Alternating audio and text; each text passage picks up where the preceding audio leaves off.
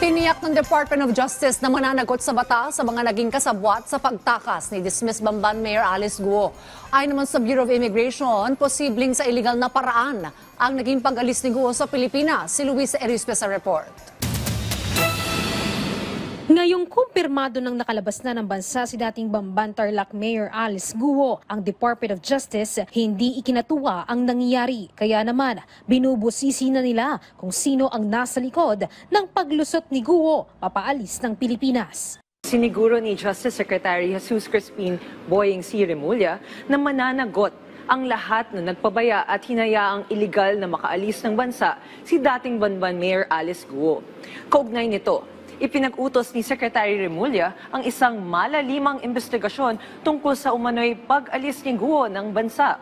Kahit nga mismo mga abogado ni Guo, hindi palalagpasin ng DOJ at sila rin ay iimbestigahan. Pinag-aaralan na rin ng DOJ ang pananagutan ng mga abogado ni Guo kung mapatunayang may kinalaman sila sa paglabas sa bansa ng dating alkalde. Maliban pa rito, sinabi ni Justice Secretary Jesus Crispin Remulla, hindi rin nila inaalis ang posibilidad na may mga kasabwat sa Bureau of Immigration si Guo kaya siya nakalabas ng bansa. Kaya naman, ipinag-utos ni Remulla kay BI Commissioner Norman Tansinco na imbestigahan kung may mga tauhan ba ng BI na kasabwat ang dating alkalde kaya nakaalis ito sa bansa. Banta pa ni Remulla, lumutang na kung sino man ang sangkot sa iligal na paglabas ni Guo bago pa niya maungkat kung sino ito dahil siguradong mananagot ito sa batas. Halos ganito rin naman ang pananaw ng Philippine National Police. Considering na napaka-high profile po nung kaso and na kilala po halos siguro ng lahat ng nagmo-monitor po sa nangyayari si Mayor Guo,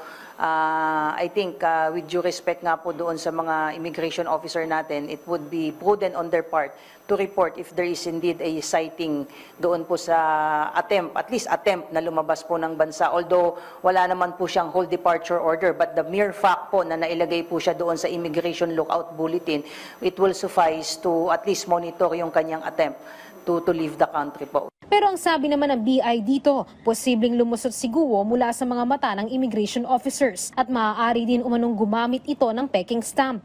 May nakikita po tayo ng mga individuals na nahuhuli natin sa paliparan na may mga ganon po, mga peke na stamp na pinagawa lang nila sa kung saan para gamitin po, para kunwari tapos na sila sa clearance. At mukhang inabuso po nitong si Mayor Alice Guo yung mga areas kung saan wala pong immigration presence.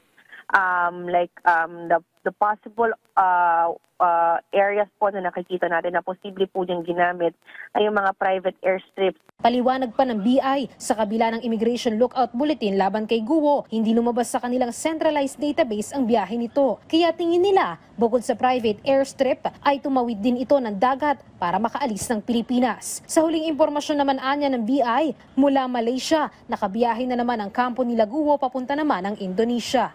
Nakikita po natin na information ay nakarating po siya ng Indonesia. Yun po ang pinaka-recent. Just the other day po, August 18, siya po ay nag-travel from Singapore papunta po ng Indonesia. Tiniyak naman ng Office of the Solicitor General na walang epekto sa mga kasong inihain nila ang naging pag-alis ni Guo. Ganito rin sa Commission on Elections na tuloy pa rin ang kanilang preliminary investigation hinggil sa misrepresentation case ni Guo. Pero si Senator Risa Hontiveros may bago namang panawagan sa ngayon. Mukhang masyado siyang maluwag na nakakakilos, kaya nga yung pinakahuling panawagan ko ay sa Department of Foreign Affairs na kanselahin na yung kanyang passport. Lalo na't napatunayan na natin ng NBI at sa aming investigasyon, hindi siya Pilipinong mamamayan. So wala siyang humawak ng Philippine passport at gamitin nito para umiwas sa pag-effect ng warrant of arrest ng Senado. Luisa Erispe para sa Pambansang TV sa Bagong Pilipinas.